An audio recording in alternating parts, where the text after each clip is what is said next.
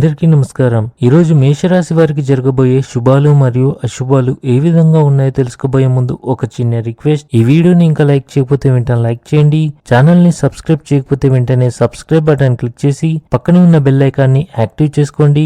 వీడియోని చివరి వరకు చూడండి. కోపం ఆలోచన శక్తిని తగ్గిస్తుంది కనుక ప్రశాంతతతో పరిష్కార మార్గాలను వెతకండి. ఈరోజు అదృష్టం మీకు అనుకూలంగా ఉంటుంది. స్త్రీల ఆభరణాలు, వస్త్రాలు మరియు సౌందర్య సాధనాల కోసం డబ్బు ఖర్చు అవుతుంది. మీ కార్యాలయంలో కీలక భద్రతా చర్యలు తీసుకోవడం మీతో పాటు మీ సహచరుల భద్రతను కూడా పెంచుతుంది. ఇది సానుకూలతను పెంచగలదు. మీరు మీ జీవిత భాగస్వామితో కలిసి మంచి ఆహారాన్ని ఆనందిస్తారు. ఆఫీస్లో అర్ధనిద్ర లేదా విరామ సమయాలు మంచి సృజనాత్మకతను ప్రేరేపిస్తాయి. ఈరోజు కుటుంబంలో కొన్ని శుభకార్యాలు జరిగే అవకాశాలు ఉన్నాయి. మీరు ఇంటి నుంచి దూరంగా వెళ్ళవలసి రావచ్చు. ఈరోజు మీ ఆధ్యాత్మిక జ్ఞానంలో వృద్ధి చెందే రోజుగా ఉంది. మీరు మీ వ్యాపారం మరియు ఉద్యోగంలో జాగ్రత్తగా పనిచేయాలి.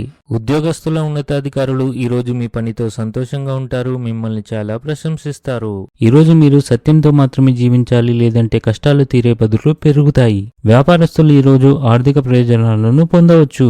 కొన్ని కోరికలు నెరవేరినప్పుడు మనసు ఆనందంగా ఉంటుంది. సమాజానికి సేవ చేసే కార్యక్రమాలు నిర్వహించడం ద్వారా మీరు ఒక మంచి ఆదర్శంగా నిలుస్తారు. ఇది మీకు మానసిక తృప్తిని అందిస్తుంది. క్రీడలతో సంబంధం ఉన్న కార్యకలాపాలు మీ దైనందిక జీవితాన్ని ఉత్తేజాన్ని కలిగించగలవు. అవి మీ ఉత్సాహాన్ని పెంచుతాయి. ఈ రాశి వారికి ఈరోజు ఆకస్మిక ధనలాభం కలిగే అవకాశాలు ఉన్నాయి. మీ అత్తమామల నుండి లేదా మీ తల్లిగారి నుండి మీకు ధనం అందే అవకాశాలైతే కనిపిస్తున్నాయి. మీ మనసు ఆందోళన చెందుతుంది. ఆర్థిక విషయాలు ఒత్తిడి ఉంటుంది. ఇంట్లో ఒకరి ఆరోగ్యం గురించి ఆందోళన ఉంటుంది.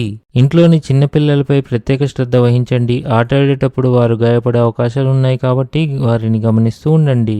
ఆహారం యొక్క స్వచ్ఛతను జాగ్రత్తగా చూసుకోండి. ఈరోజు అదృష్ట సంఖ్య వచ్చేసి 5. ఈరోజు అదృష్ట రంగు వచ్చేసి నలుపు రంగు. ఈ విధంగా ప్రతిరోజు మీ రాశి ఫలాలను తెలుసుకోవాలంటే ఈ వీడియోని లైక్ చేసి మీ మిత్రులందరికీ షేర్ చేయండి. ఛానల్ని తప్పకుండా సబ్స్క్రైబ్ చేయండి.